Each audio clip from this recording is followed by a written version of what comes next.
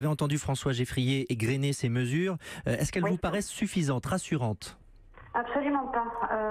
Je comprends pas en fait qu'il n'y ait eu que 3 mesures de présenter sur les 49. Et en plus pour moi c'est des mesures insignifiantes. Dans quelles C'est pas assez mesures? efficace.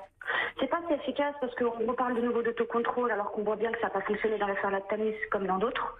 On nous parle de contrôler les contrôleurs, sauf que là le problème ça n'a pas été les contrôleurs de la DGCCRF, ça a été les autocontrôles. Donc voilà, pour moi il faudrait mettre en place plus d'agents, mais beaucoup plus contrôler ces entreprises.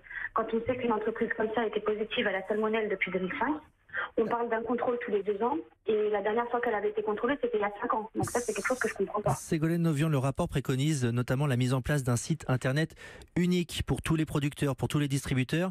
Est-ce que c'est une bonne idée pour que le consommateur s'y retrouve davantage? Oui, ça je pense que c'est une bonne idée pour la simple et bonne raison qu'avec les listes de retrait, il y en a eu plusieurs, ça a été très compliqué pour les gens de les trouver, d'y avoir accès. Nous, on a dû les passer en public pour qu'ils puissent se repérer. Donc je pense que c'est une bonne chose. Maintenant, il faut que tout le monde puisse y avoir accès. Il faut qu'elle soit vraiment publique et facile d'accès.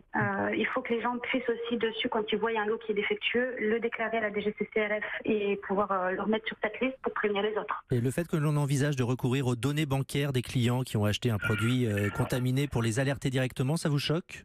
Moi, ça me choque. Personnellement, moi, je ne suis pas du tout pour cette mesure. Moi, je ne serais pas d'accord qu'on utilise mes données bancaires pour ce genre de choses. Je pense qu'il y a d'autres mesures à mettre en place et qu'il y a d'autres moyens pour que ces lots qui sont défectueux ne sortent pas des magasins et qu'on puisse rappeler les clients, notamment les cartes de fidélité. On a vu que ça avait bien fonctionné.